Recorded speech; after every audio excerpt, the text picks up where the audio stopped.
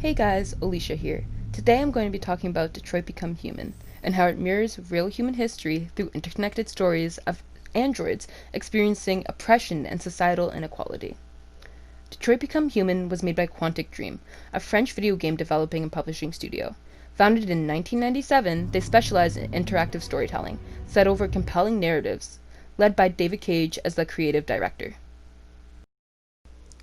The game is set in a futuristic Detroit in the year 2038, where humans use the assistance of androids in their daily tasks. But it is soon figured out that there is a glitch within the androids that give them human emotions. This leads to a revolution led by the androids demanding for a better life, as they shouldn't be treated as a minority by society. In this game, you play as three protagonists, each representing a different side of the elements unfolding in Detroit. The first character you are introduced to is Connor, a new type of android programmed to investigate the cause for the recent surge of deviant behavior in other androids. He's programmed to be logical and attentive, looking over all the details to find the most efficient next step.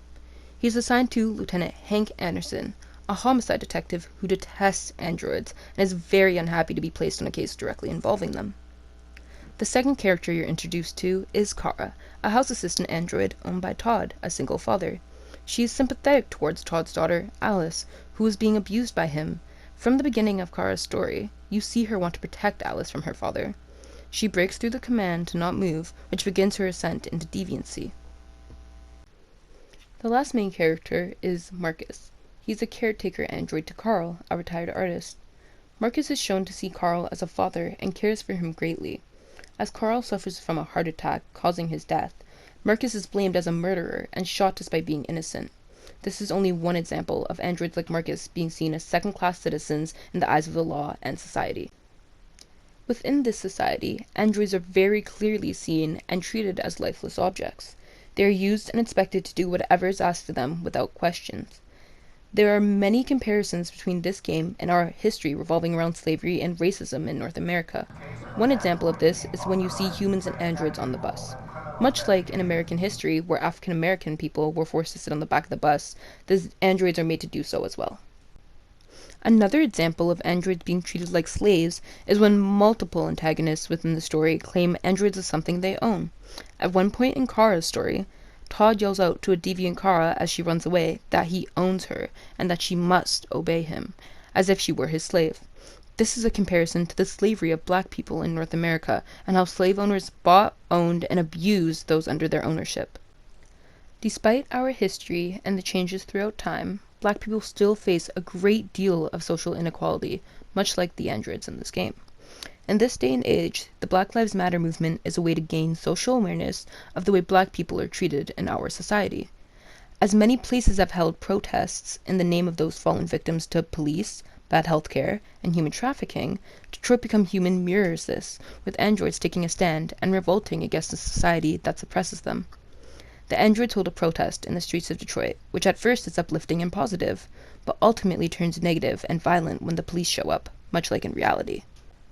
One example of how androids are discriminated against is when Marcus and Carl's son get into a one-sided altercation on Carl's son's part. In the middle of this fight, Carl goes into cardiac arrest and dies. When the police show up, Carl's son blames Marcus, saying it was the android, and they shoot Marcus without question.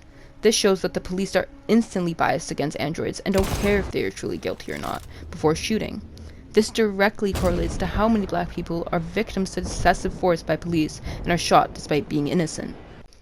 This story resonates with me because the characters are fighting for a better society that includes them, much like real people have in ours. This game did a great job at getting you to understand what oppression feels like and how the characters feel through realistic dialogue, omniscient gameplay, and intriguing music. At the end of the game, at the androids' protest, they sing a song, which could be considered a slave song, which is inspiring to those watching, including the president. In doing this, the city sees that the androids do in fact have emotions. The song draws the player in and truly makes you sympathize with the androids. I think everyone should play this game, especially those who are privileged, whether consciously or not, as this game shows the social inequality that some people face in society today, and gives you a better understanding of how change in society can occur.